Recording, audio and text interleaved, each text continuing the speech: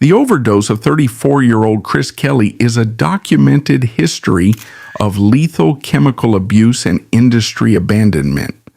After generating millions as a 13-year-old rap prodigy, he was entirely discarded by the industry once he reached adulthood. To cope with his irrelevance, he began using speedballs, a catastrophic mixture of cocaine and heroin. The conflicting chemicals violently tore his cardiovascular system apart. On May 1, 2013, his mother found his cyanotic body lifeless on a living room sofa. This is the cold, physical reality of a discarded child star. The cartography of American popular music in the late 20th century was defined by a rigid, virtually impenetrable geographical duopoly. If a cultural revolution was being manufactured in the realm of hip-hop, the industry dictated that it must originate from the freezing concrete grid of New York's 5 boroughs, or it must echo from the sun-baked, aggressive asphalt of Los Angeles. The American South was entirely excluded from this lucrative conversation. In the late 1970s and throughout the 1980s, the city of Atlanta, Georgia, was not the undisputed multi-billion-dollar global epicenter of urban music that it is today. It was a city caught in a profound transitional purgatory. It was a geographic landscape defined by the heavy, historical roots of Southern gospel music echoing from the church pews on Sunday mornings, violently colliding with the terrifying, rapidly encroaching shadow of the crack cocaine epidemic that was beginning to fracture its working-class neighborhoods. To the coastal entertainment executives sitting in their glass boardrooms, Atlanta was a cultural ghost town, a territory completely devoid of commercial viability.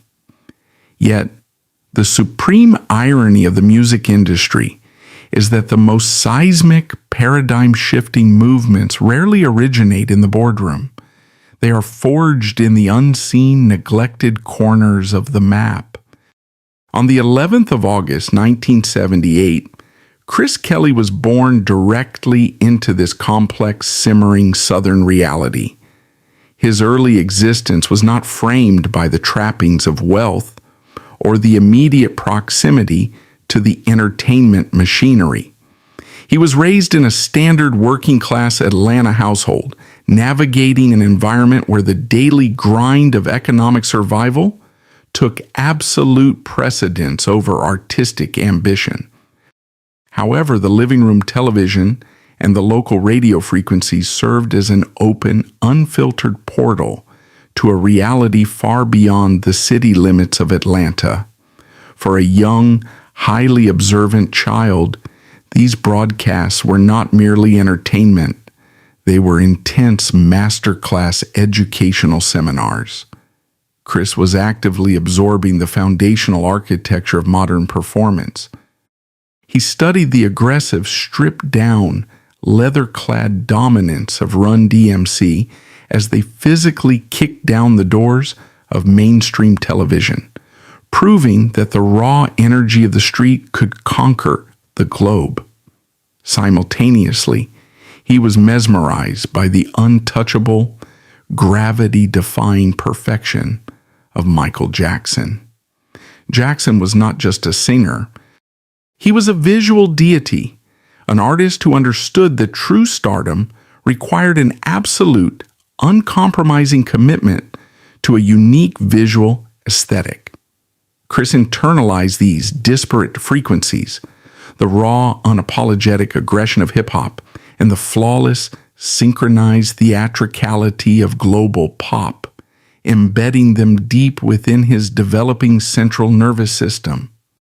The trajectory of a human life is frequently altered by a singular, entirely unpredictable collision of geography and timing. For Kris Kelly, this collision occurred on the asphalt playground of a local Atlanta primary school.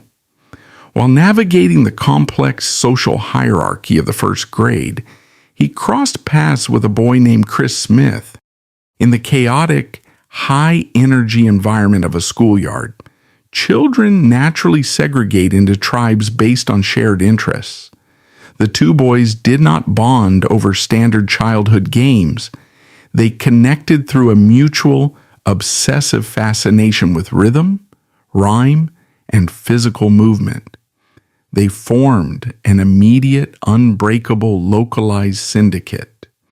While other children were playing, the two Krisses were actively attempting to replicate the complex dance routines they had witnessed on television and mimicking the rapid-fire cadences of the rappers dominating the radio.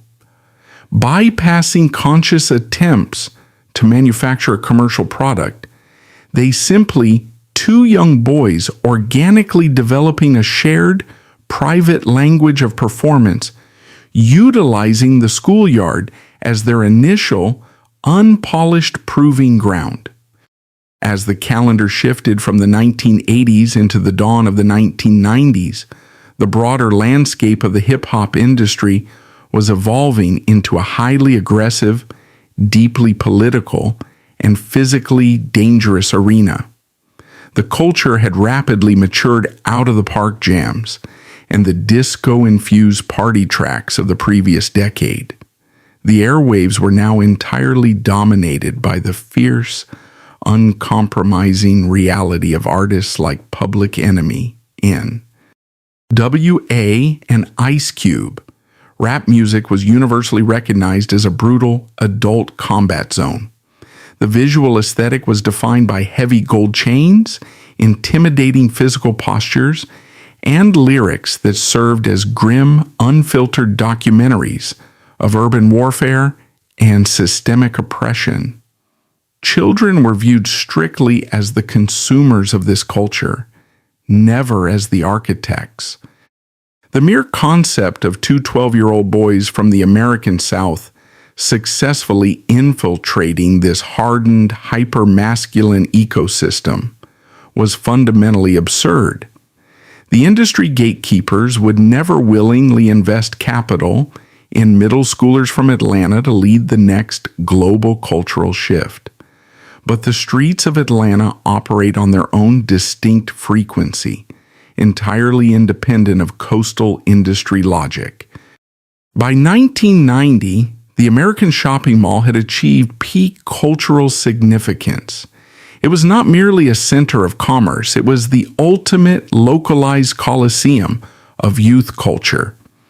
Greenbrier Mall, situated in the southwest corridor of Atlanta, was the premier social proving ground for the city's youth.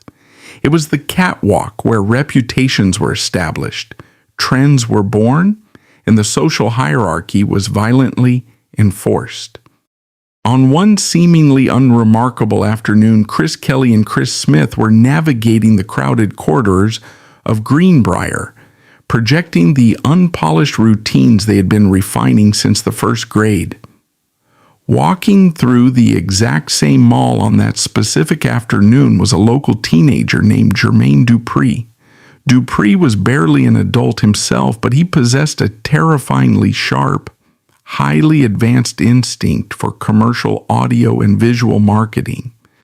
He was a young, fiercely ambitious record producer, desperately searching for a physical vessel to carry his sonic architecture. When Dupree spotted the two 12-year-old boys, the encounter was not defined by a spectacular vocal performance. The boys did not hand him a professionally recorded demo tape. They did not have a single hit record, nor did they possess any formal industry training. What Dupree witnessed was something infinitely more valuable, a deeply elusive, unquantifiable currency that the massive global entertainment conglomerates spend billions of dollars attempting to artificially manufacture. He witnessed raw, authentic, completely unadulterated swagger. A forensic dissection of original swagger reveals the magnitude of this discovery. It is an innate, unteachable frequency. It cannot be learned in a choreography studio or purchased with a massive marketing budget. It is a biological magnetism, a supreme, unbothered confidence that radiates from an individual. Kris Kelly, despite his youth, possessed this aura in staggering quantities. He commanded the physical space around him without needing to speak a single word. He walked with a heavy, deliberate certainty. He projected an attitude that was simultaneously youthful and deeply, inexplicably seasoned. Dupree recognized instantly that he was not looking at two ordinary children. He was looking at a blank canvas loaded with high-yield explosives. He possessed the beats and the production capability, but these two boys from the Atlanta schoolyard possessed the raw nuclear material required to detonate those beats on a global scale. Dupree formally recruited the boys, bringing them into his creative sanctuary to begin the rigorous process of shaping their raw energy into a lethal commercial weapon. He assigned them monikers that would serve as their heavily armored public personas. Chris Smith was christened Daddy Mac, while Kris Kelly adopted the title that would permanently define his existence, the Mac Daddy. But Dupree understood that possessing a unique sound and a confident attitude was completely insufficient to shatter the massive hardened barriers of the early 90s rap industry. To force the world to pay attention to two children from the South, they required a visual aesthetic so radically disruptive, so inherently defiant, that it could not be ignored. The concept that emerged from these strategy sessions remains one of the most brilliant, highly calculated psychological disruptions in the history of fashion and marketing. Dupree engineered the idea that the duo would wear their clothing entirely backwards. This was not a cheap, superficial gimmick designed for a quick laugh. It was a profound visual manifestation of anti-establishment defiance. Consider the psychological mechanics of the garment. Clothing is designed with strict, logical parameters. Seams, pockets, buttons, and zippers dictate a singular correct method of wear. To deliberately reverse this process, to wear massive, oversized, baggy denim jeans and heavy sports jerseys completely backwards, is to fundamentally, visibly reject the structural rules of adult society. It is a walking, breathing manifesto of rebellion.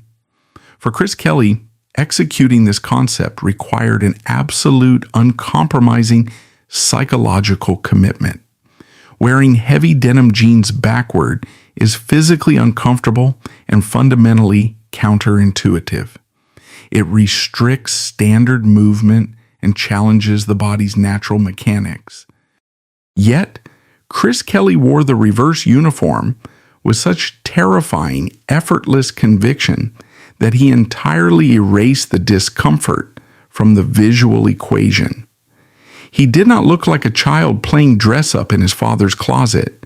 He looked like the vanguard of a completely new, alien culture. He weaponized the fabric. By reversing the seams of his clothing, he was symbolically reversing the rigid, exclusionary rules of the entire music industry. He was signaling to millions of marginalized, frustrated teenagers across the globe that the old, established way of doing things was officially dead, and a new, entirely reversed order was taking command. Throughout the remainder of 1990 and the entirety of 1991, the newly minted duo, operating under the name Kris Kross, was placed in a state of intense, highly secretive incubation. Behind the closed doors of Atlanta recording studios, away from the prying eyes of the coastal executives, Jermaine Dupri relentlessly drilled the young boys. They spent hundreds of hours perfecting their vocal delivery, sharpening their complex rapid-fire cadences, and mastering the intricate choreography required to perform in their highly restrictive backward uniforms. They were being systematically transformed from two local kids with a talent for schoolyard dancing into a highly engineered, precision-guided commercial juggernaut. As the calendar approached the final weeks of 1991, the stage was meticulously set. The audio tracks were mixed, the visual aesthetic was locked in, and the marketing strategy was fully armed. Kris Kelly, a 13-year-old boy from a working-class Atlanta neighborhood, stood completely poised on the absolute precipice of a historical detonation. He was entirely focused on the mechanics of the impending launch, driven by the pure, unadulterated adrenaline of youth and the thrill of the impending performance.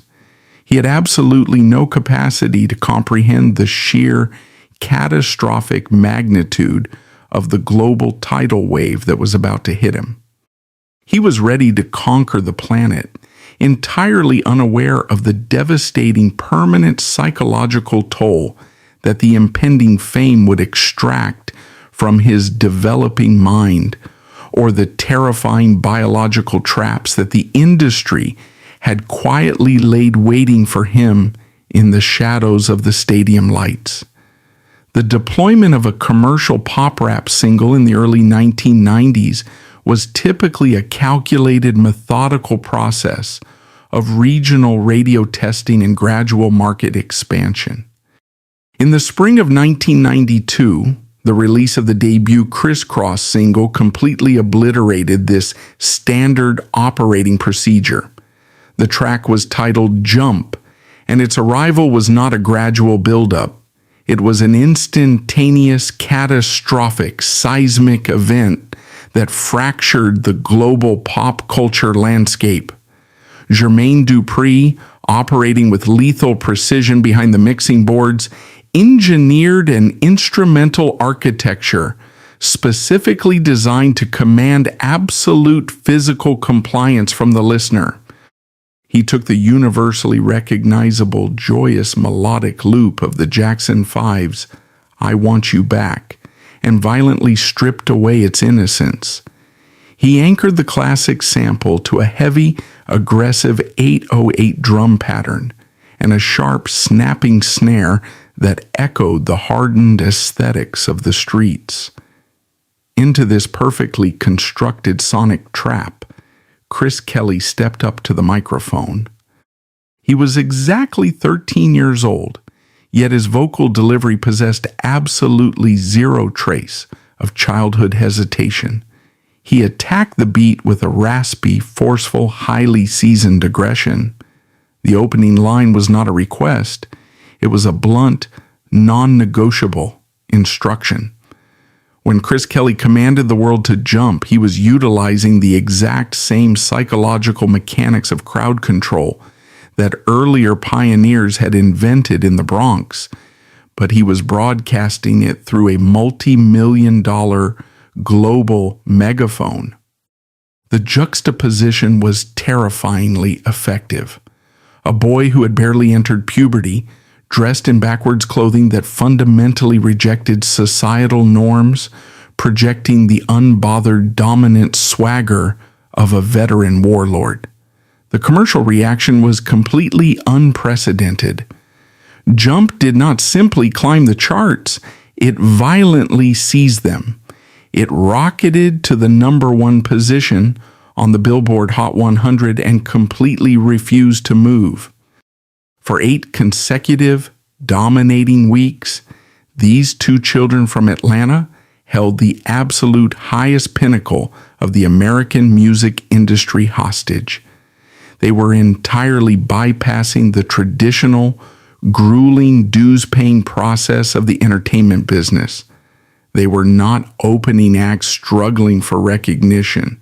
They were immediately dethroning established adult megastars. Madonna, Nirvana, Whitney Houston, and Michael Jackson were all forced to look up at a pair of seventh graders wearing their denim jeans backwards.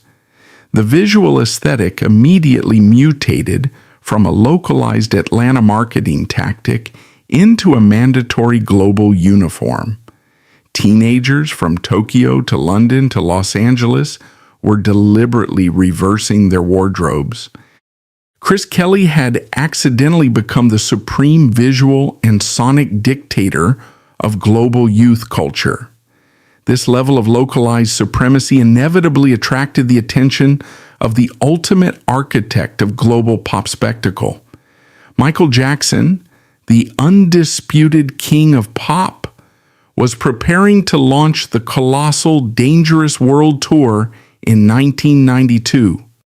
Jackson operated on a scale that defied human comprehension, and he possessed a deep personal fascination with childhood prodigies, largely because his own childhood had been completely consumed by the industry machine.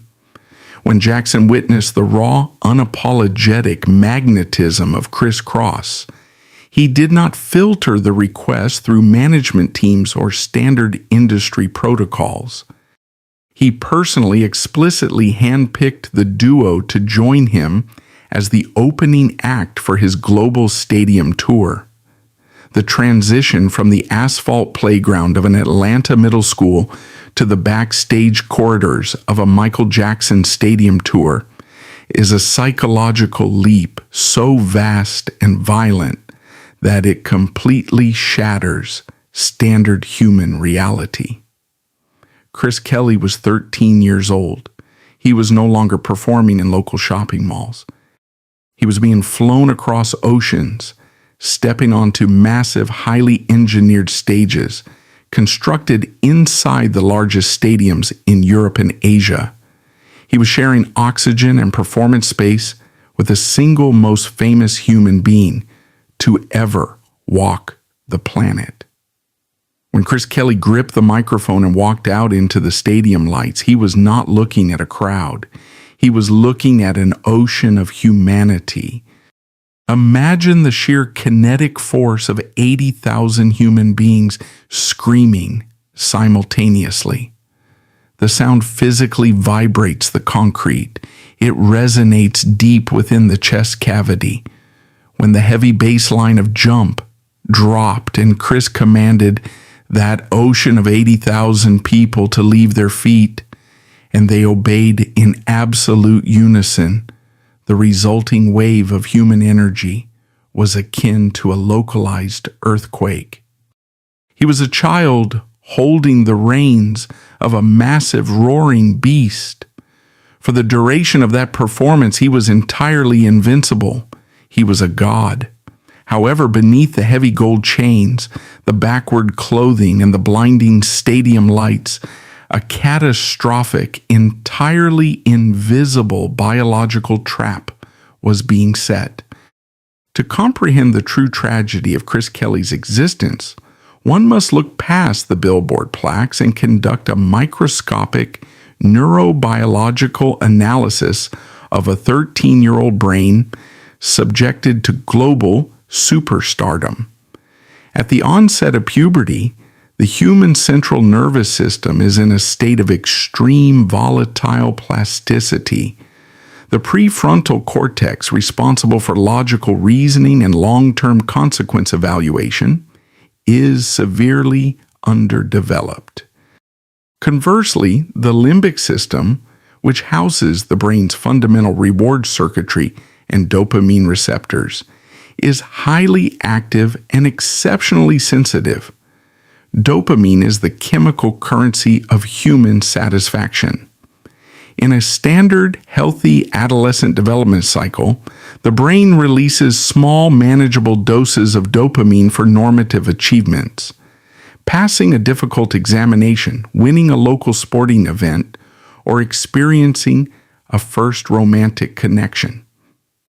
These small hits establish a healthy, sustainable baseline for happiness and motivation. Kris Kelly's baseline was not established by standard adolescent milestones. It was violently, permanently altered by the Dangerous World Tour.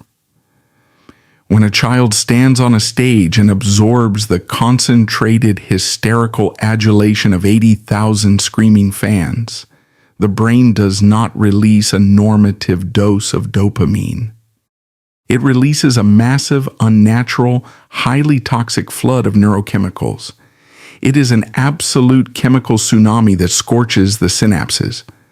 The developing brain absorbs this extreme euphoria and makes a fatal, irreversible biological calculation. It establishes this massive stadium high as the new baseline requirement for satisfaction. This is the exact genesis of the biological defect. The industry had unknowingly engineered a human being whose internal reward system was permanently broken by overstimulation. The applause of millions of people acts upon the adolescent brain with the exact same aggressive, addictive mechanics as a heavy narcotic. The euphoria is absolute, but it completely destroys the brain's ability to appreciate standard, quiet reality. When the threshold for happiness is pushed to the absolute stratosphere of global superstardom, the mundane realities of everyday human existence become completely intolerable. The brutal, unsympathetic reality of the music industry is that the stadium lights are not permanent. The tour eventually concludes. The massive traveling circus packs up its equipment and the artists are sent home. For Chris Kelly, the return to Atlanta in the aftermath of the Dangerous World Tour and the peak domination of Jump was not a triumphant homecoming. It was a devastating, terrifying freefall. He was a young teenager returning to a quiet house. The 80,000 screaming fans were gone. The constant, frantic adrenaline of the tour schedule had completely evaporated. He was left entirely alone in the silence of his own bedroom. But his altered biology did not understand that the tour was over. His central nervous system was actively, desperately screaming for the massive dopamine flood that it had grown entirely dependent upon. The silence of the room was not peaceful. It was physically agonizing. He was experiencing severe clinical withdrawal from the highest grade of human adulation available on Earth. The industry machine provides private jets, heavy marketing budgets, and world-class recording studios. It absolutely does not provide psychological counseling or neurobiological rehabilitation for the children it exploits. They had taken a boy from Atlanta, mutated his brain chemistry through extreme, unprecedented global exposure, and then simply dropped him back into reality when the promotional cycle ended. This agonizing biological void established the concrete, unshakable foundation for the tragedy that would consume the remainder of his life. Chris Kelly had experienced the absolute zenith of human euphoria before he was legally old enough to drive a car. He now possessed a brain that demanded a level of stimulation the real world could no longer naturally provide. The Trang Phao Te, applause, had become a severe physiological addiction. And when the industry eventually inevitably stopped clapping, the deeply entrenched biological defect would mandate that he seek out an alternative synthetic method to artificially recreate that lost spark. The industry had not just given him a #1 record, they had unknowingly, meticulously built the exact architecture of his future chemical destruction. The commercial lifespan of a child star within the music industry is not dictated by their innate talent or their capacity for artistic growth. It is dictated entirely by the brutal, unforgiving expiration date of their manufactured innocence. As the calendar turned from 1992 into 1993, the global pop culture landscape did not simply evolve, it experienced a violent tectonic fracture. The cultural atmosphere of the United States had fundamentally shifted. The aftermath of the 1992 Los Angeles riots had entirely erased the public's appetite for upbeat, celebratory party anthems. The audience no longer wanted to jump. They demanded a raw, unfiltered reflection of the systemic anger and the grim realities of the urban environment. This cultural demand paved the concrete foundation for the absolute dominance of gangsta rap. The epicenter of the industry violently shifted from the energetic dance floors to the aggressive, sun-baked streets of Compton and Long Beach. Dr. Dre unleashed the monumental heavy synthesizer grooves of the Chronic, and Snoop Dogg introduced a highly stylized, unapologetic narrative of gang affiliation and street survival. Hip-hop rapidly mutated into an adult combat zone, defined by extreme aggression, explicit street reporting, and a heavy, intimidating visual aesthetic. Within the span of 12 months, the entire architectural framework that had supported Kris Kross completely collapsed. Chris Kelly and Chris Smith were teenagers attempting to navigate a landscape that had suddenly declared their entire existence obsolete. The backwards clothing, the high-energy choreography, and the infectious, bouncy cadences that had captivated the globe the previous year were now viewed through a cynical, hardened lens. The industry, operating with its standard cold-blooded pragmatism, immediately reclassified them. They were no longer viewed as the revolutionary vanguard of Southern hip-hop. They were instantly downgraded to the status of a bygone novelty act, a nostalgic relic of a softer pre-gangsta era. They became culturally outdated before they were even old enough to secure a driving license. The psychological devastation of this rapid cultural demotion is profound. Chris Kelly was acutely aware of the shifting environment. He possessed a sharp, highly observant intelligence, and he recognized that the industry was rapidly moving away from him. In a desperate, highly calculated attempt to secure their relevance and survive the changing tides, the duo attempted to force a rapid artistic maturation. In 1993, they released their sophomore album, Da Bomb, followed by Young, Rich, Dangerous in 1996. These projects were not subtle evolutions. They were aggressive, forced pivots. The production became significantly heavier and darker. The vocal delivery dropped the high-pitched, enthusiastic energy of their debut, replacing it with a deeper, more confrontational tone. The lyrics attempted to mirror the tough, unbothered posturing of the West Coast giants, who were now dominating the charts. But the music industry is a highly rigid, unforgiving, psychological prison. When the marketing machinery successfully brands an artist as a specific, highly identifiable commodity, it absolutely refuses to allow that artist to dismantle the brand. The global audience had completely internalized Chris Kelly as the 13-year-old Mac Daddy who wore his trousers backwards and made them dance. They suffered from massive cognitive dissonance when presented with a toughened adult version of that exact same child. The audience fundamentally rejected the evolution.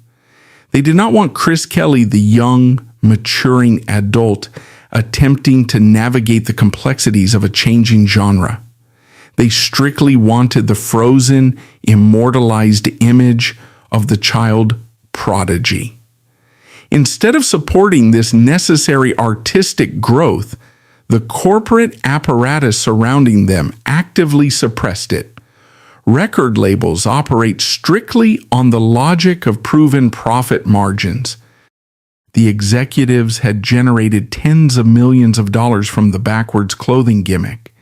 They recognized that the nostalgia market was infinitely more lucrative than the risky, unproven market of transitioning a child star into a serious adult artist.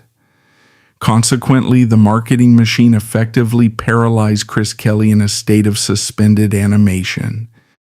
They demanded that he continuously reenact the magic of his childhood, completely ignoring the fact that he was rapidly growing into a man. He was trapped in a highly lucrative, suffocating caricature of his own past. This professional stagnation and the crushing weight of industry abandonment were heavily compounded by a sudden, devastating physiological betrayal. In his late teenage years, Kris began to experience a severe, highly visible medical crisis.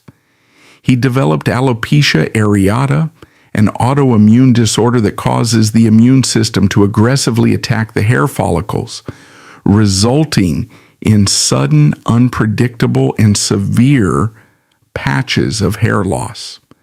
In the general population, this diagnosis is deeply distressing. In the hyper-scrutinized, intensely superficial environment of the 1990s urban music industry, it was a social death sentence. Within the culture of hip-hop, personal grooming and physical aesthetics are not merely cosmetic choices. They are foundational elements of an artist's identity and swagger. The flawless fade, the intricate braids, and the sharp hairline were highly visible markers of status and confidence. For a young man who had built his entire global reputation on projecting an aura of untouchable, unbothered cool, the sudden, uncontrollable loss of his hair was a catastrophic blow to his psychological armor. He was physically losing his ability to project the Mac Daddy persona. The media landscape of the mid-1990s was a vicious, highly predatory ecosystem, operating entirely without the boundaries of modern digital empathy. Tabloid journalism and industry gossip networks thrived on the destruction of public figures. When the physical changes in Kris Kelly's appearance became impossible to hide, he was not met with public sympathy or medical understanding. Instead, his vulnerable biology was immediately weaponized against him. The industry rumor mill generated a terrifying, relentless wave of malicious speculation. During this specific era, the global panic surrounding the HIV/AIDS epidemic was at its absolute peak, heavily saturated with stigma and misinformation. The tabloids and the street-level whispers began to aggressively circulate the unfounded, cruel rumor that Kris Kelly's rapid hair loss and physical retreat were the visible symptoms of terminal cancer or advanced AIDS. For a young man in his late teens who was already struggling with the complete evaporation of his global fame and the rejection of his evolving musical identity, this level of cruel, unfounded public scrutiny was absolutely intolerable. He was essentially placed on a public dissecting table, forced to listen to the world debate the timeline of his impending death. The psychological response to this extreme environmental hostility is a total defensive withdrawal. Kris Kelly completely retreated into the shadows. He severed his ties with the highly visible social circuits of Atlanta. The backward clothing, which had once served as a brilliant, defiant statement of global rebellion, was entirely discarded. It was replaced by a new, strictly utilitarian uniform designed entirely for concealment. He began wearing heavy hats and deeply pulled beanies constantly. He wore them in the recording studio, he wore them in the sweltering heat of the Georgia summer, and he wore them inside his own home. The hat was no longer a fashion accessory. It was a physical barrier, a desperate, tightly pulled shield designed to protect a deeply wounded man from the aggressive, invasive stares of a world that had transformed from universally adoring to viciously hostile. The absolute silence of the late 1990s fell heavy over his existence. The massive stadium tours with Michael Jackson were a distant, surreal memory. The record label executives who had once treated him as a corporate deity no longer returned his telephone calls. The producers who had utilized his childhood swagger to build their own empires were now actively scouting the next generation of disposable, highly profitable teenagers. The industry had successfully extracted the absolute maximum financial value from his youth. They had consumed the magic, capitalized on the energy, and when the biological reality of adulthood and illness complicated the marketing strategy, they simply turned their backs and left him isolated in Atlanta. He was a multimillionaire in his early 20s, possessing a massive historic legacy, but entirely lacking a current identity, a professional purpose, or a supportive infrastructure to help him navigate the terrifying, empty silence of a life where the applause had permanently ceased. The dawn of the new millennium brought a profound and highly visible geographic shift to the American music industry. The city of Atlanta, once dismissed by the coastal elites as a secondary market, aggressively seized the absolute center of the cultural universe. A new generation of Southern artists, heavily armed with unique cadences and massive innovative production, began to completely dominate the global charts. The Southern hip-hop renaissance had officially arrived, transforming the city into a multi-billion-dollar entertainment mecca. Yet, this unprecedented localized victory presented a deeply agonizing, cruel irony for Chris Kelly. He was the undeniable pioneer, the child who had violently kicked down the doors of the industry and proven that Atlanta possessed the swagger required to conquer the globe.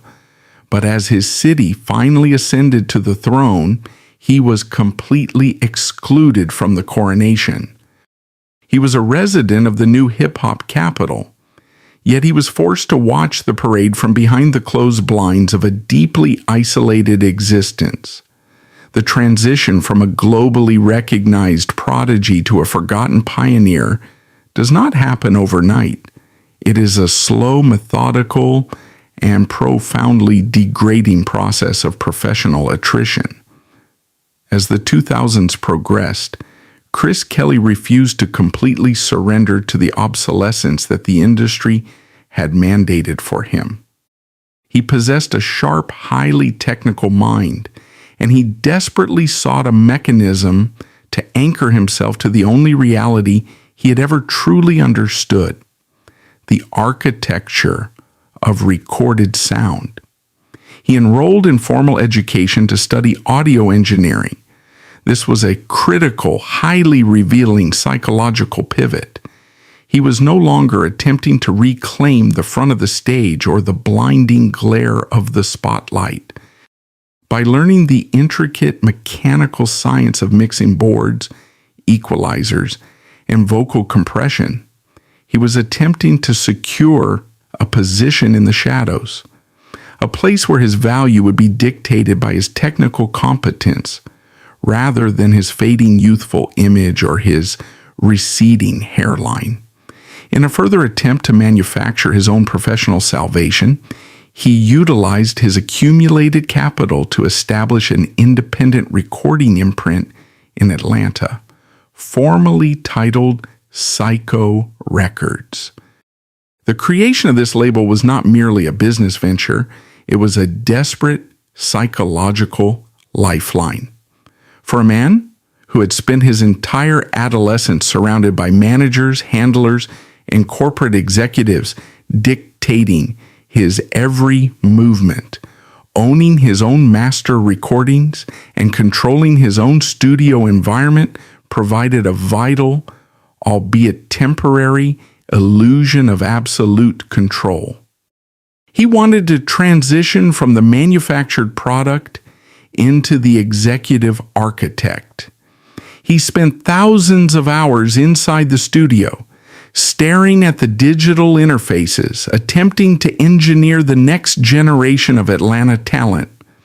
But the brutal, unforgiving reality of the independent music business is that technical knowledge and historical legacy do not automatically generate commercial momentum. The studio environment is inherently isolated. It is a sealed, soundproofed bunker. For Chris Kelly, the heavy acoustic doors of Psycho Records effectively blocked out the noise of the outside world, but they also trapped him inside a terrifying, suffocating vacuum. He was attempting to build a localized empire from scratch, but he carried the massive, crushing, psychological baggage of a man who had previously sold millions of records before he could legally vote. The disparity between his current, quiet reality and his massive historical past was an agonizing daily confrontation. He was an emperor ruling over an empty, silent room. To comprehend the sheer destructive force of this silence, one must understand the specific neurological architecture of a former child star.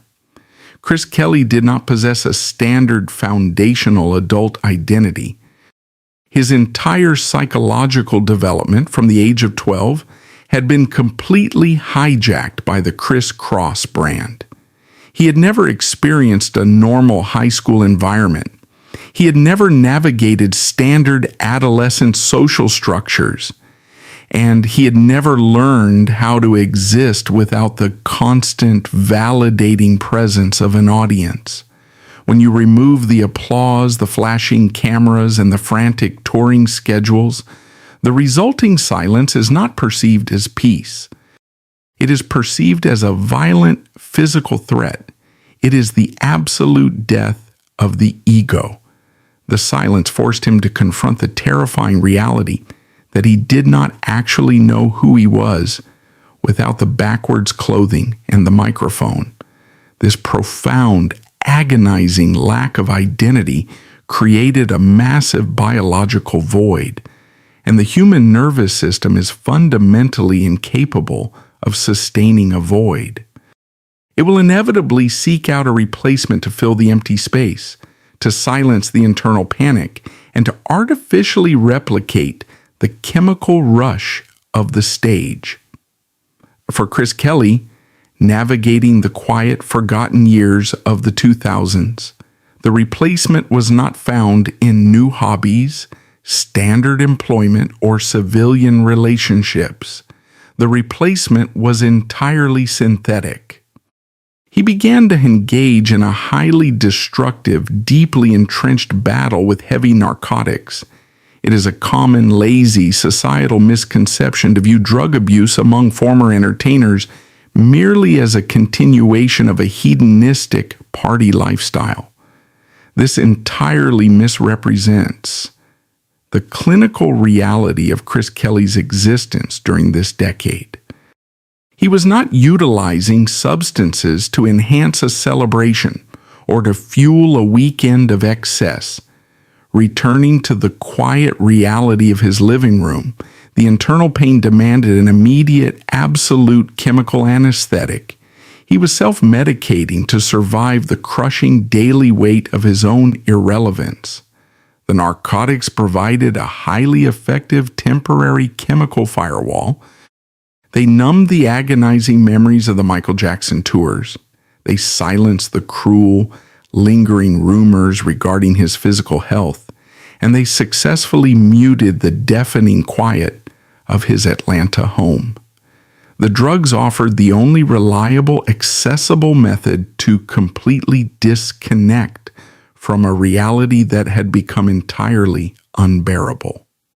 The mechanics of long-term chemical dependency operate like a slow, methodical siege on the human body and the surrounding familial infrastructure. This battle was not fought in the public eye. It was entirely shielded from the tabloid press and the predatory music media. It was a private, excruciating war waged behind closed doors in the suburbs of Georgia. The primary casualty of this hidden war, aside from Kris himself, was his mother, Donna Kelly Pratt. The dynamic between a globally famous, wealthy son and his mother is fundamentally complicated. But when severe addiction is introduced into the equation, the relationship reverts to its most primal, desperate baseline. Donna was no longer the mother of a multi-platinum superstar. She was a clandestine nurse, a hostage negotiator, and a desperate guardian attempting to physically shield her child from his own internal demons.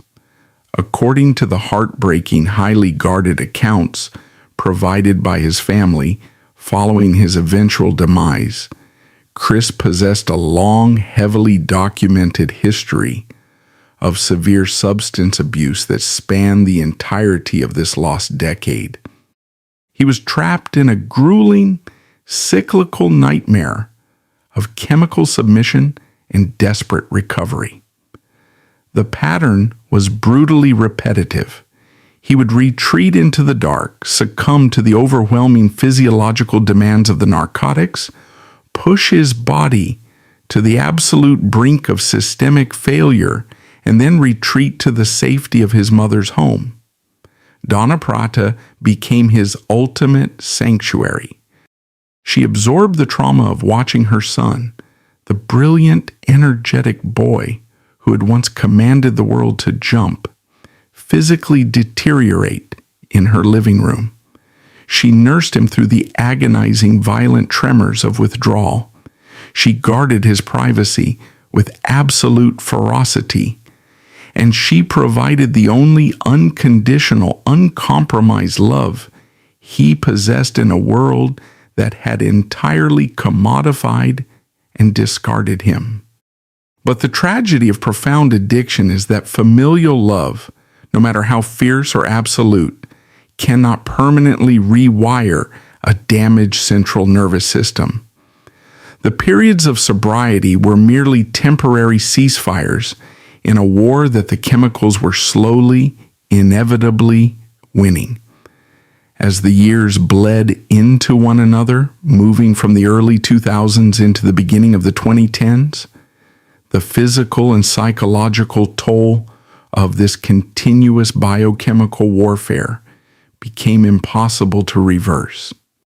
The heavy usage of powerful stimulants and depressants began to fundamentally degrade his internal organs, violently disrupting his cardiac rhythms and heavily suppressing his respiratory capabilities. He was essentially living on borrowed time, operating a biological machine that was actively failing. For 12 grueling years, Kris Kelly managed to survive in the absolute shadows of the city he had helped put on the map. He watched an entirely new generation of artists utilize digital platforms, YouTube and social media to bypass the traditional industry gatekeepers, achieving massive fame through the exact same localized swagger that he had pioneered 2 decades earlier. He was a prisoner of the analog 1990s, completely locked out of the digital revolution, fighting a silent, deadly war in his veins. The industry had completely forgotten the Mac Daddy. entirely unaware that the man who had laid the foundation for their current empire was rapidly approaching his final, catastrophic biological breaking point. In the early months of 2013, the city of Atlanta decided to formally celebrate the architectural foundation of its own musical empire. Jermaine Dupri, the producer who had engineered the dominance of Southern hip-hop, organized a massive, highly publicized concert to commemorate the 20th anniversary of So-So Def recordings. This event functioned as a historical exhumation. It was a demand for the pioneers of the city to return to the stage and reclaim their legacy. For Chris Kelly, receiving the invitation to perform at the Fox Theater was a profoundly complex psychological trigger. It was an opportunity to step out of the heavy, suffocating shadows of his decade-long isolation, but it also required him to physically resurrect a ghost. He was 34 years old, actively losing a grueling daily war against severe chemical dependency, yet the industry and the audience demanded the flawless return of the energetic, invincible 13-year-old boy they remembered. The preparation for this single night required a massive physical and mental mobilization. Chris had to momentarily suppress the ravages of his addiction to execute the highly demanding choreography that had defined his youth. When the night of the concert arrived in February 2013, the backstage corridors of the Fox Theater were electric, with industry executives, modern rap superstars, and media personnel. Chris Kelly stood in the center of this chaos, dressed once again in the iconic backwards clothing. He was standing shoulder to shoulder with Chris Smith, his lifelong brother, and the only other human being on earth who truly understood the agonizing weight of their shared history. Just moments before the heavy stage curtains were scheduled to rise, Chris Kelly looked directly at his partner. He did not offer a celebratory speech or a nostalgic reflection. He delivered a blunt, urgent, two-word directive: stay focused. This was not merely stage advice. It was a profound, heartbreaking projection of his own internal terror. He was desperately commanding himself to hold his fractured psychology together for just a few more minutes, to survive the blinding glare of the stadium lights one last time. When they stepped onto the stage, the massive crowd erupted. The ensuing performance was a flawless, high-octane illusion. For a few fleeting minutes, the clock was violently turned back. Chris Kelly delivered the rapid-fire verses with absolute precision. He commanded the stage with the exact same dominant, unbothered swagger that had conquered the globe in 1992. The audience absorbed the nostalgia, completely unaware of the immense, excruciating biological toll the performance was extracting from the man holding the microphone. He gave the city of Atlanta a perfect, glittering reminder of his genius. But the cruel, unbreakable law of the entertainment industry is that the curtain always falls. The reunion concluded. The cameras were turned off. The executives moved on to the after parties. Chris Kelly left the Fox Theater and returned directly to the absolute deafening silence of his home. The temporary reintroduction of massive public adulation did not cure his underlying psychological void. It violently exacerbated it. He had been briefly handed the ultimate dopamine rush of his childhood, only to have it immediately ripped away once again. The biological debt accumulated over a decade of severe narcotic abuse cannot be canceled by a single night of applause. On the evening of April 30th, 2013, Kris Kelly initiated a fatal, irreversible biological sequence. Seeking the ultimate escape from his psychological trauma, he introduced a highly lethal, specific narcotic cocktail into his bloodstream, an intravenous mixture universally classified on the streets as a speedball, a direct simultaneous combination of cocaine and heroin. Stripping away the emotional narrative forensically decodes the lethal physiological tug-of-war. This specific chemical combination does not merely intoxicate the user, it engineers a catastrophic, contradictory war within the central nervous system. Cocaine operates as a massive, aggressive cardiovascular stimulant. Upon entering the bloodstream, it forces the blood vessels to violently constrict, spikes the blood pressure to critical levels, and commands the heart to rapidly accelerate its rhythm, demanding immense, unsustainable amounts of oxygen. Simultaneously, the heroin acts as a profound, aggressive central nervous system depressant.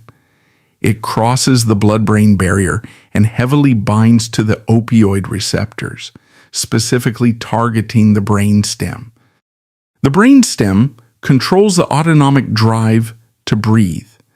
The heroin chemically commands the lungs to slow down, heavily suppressing the respiratory rate and actively denying the body the oxygen it desperately requires. This creates a fatal microscopic paradox. The heart is racing in a state of chemical panic, demanding oxygen that the lungs are chemically paralyzed from providing. The true insidious danger of the speedball lies in its capacity for biological deception. The powerful stimulating effects of the cocaine actively mask the lethal, suffocating reality of the heroin. The user experiences a false, elevated sense of absolute alertness and euphoria, completely unaware that their respiratory system is actively shutting down in the background. They do not feel the overdose occurring. The biological tipping point of a speedball is dictated by the specific half-lives of the chemicals involved. Cocaine is a fast-acting, rapidly metabolizing compound. Heroin possesses a significantly longer duration of action. In the early hours of May 1st, 2013, inside his Atlanta home, the cocaine in Kris Kelly's bloodstream began to rapidly wear off. The artificial stimulation that was keeping his heart beating and his lungs functioning completely evaporated. Once the stimulant cleared the neural receptors, the full, unmitigated heavy weight of the heroin immediately crashed down upon his unprotected nervous system. The respiratory depression became absolute. The brain was entirely starved of oxygen. The heart, previously overworked by the massive stimulant spike and now suffocating under the depressant, simply lost its electrical rhythm and stopped. On the afternoon of May 1st, 2013, emergency paramedics were dispatched to the residence. They discovered Kris Kelly lying completely unresponsive on his living room sofa. The man who had once commanded the physical movement of millions of people was perfectly still. There was no glamorous Hollywood exit. There was no dramatic final statement. It was a quiet, clinical biological failure. At the age of 34, the Mac Daddy was pronounced dead, the victim of a mixed drug toxicity that finally silenced the agonizing noise of a life lived entirely in the extreme. The immediate aftermath of his death sent a profound, heavy shock wave through the global hip-hop community. The industry briefly paused its relentless machinery to issue the standard corporate statements of mourning. But to truly assess the historical weight of Kris Kelly, we must look past the tragic mechanics of his death and evaluate the permanent, structural impact he left on modern culture. His existence stood as a foundational pillar of the current musical landscape. Long before the global dominance of Atlanta heavyweights like Outkast, T.I., or Ludacris, Kris Kelly was the absolute proof of concept for the American South. Kris Kross forcibly annexed the industry's attention, proving definitively that Atlanta possessed the raw talent, the unique sonic architecture, and the commercial viability to dictate the trajectory of global youth culture.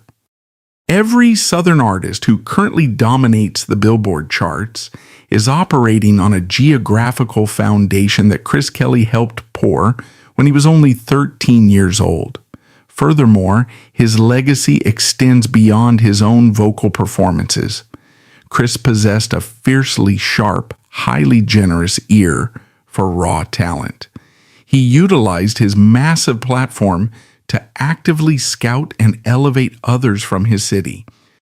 He is historically credited with discovering Debray, mentoring her, and introducing her to Jermaine Dupri. Debray would subsequently shatter industry records, becoming the very first female solo rapper in history to achieve a platinum-selling album. Kris Kelly did not hoard his influence. He actively utilized it to build the infrastructure of the Atlanta empire that outlived him. The visual aesthetic he pioneered remains an immortal evergreen symbol in the lexicon of fashion. The image of the backwards clothing transcended a simple marketing gimmick.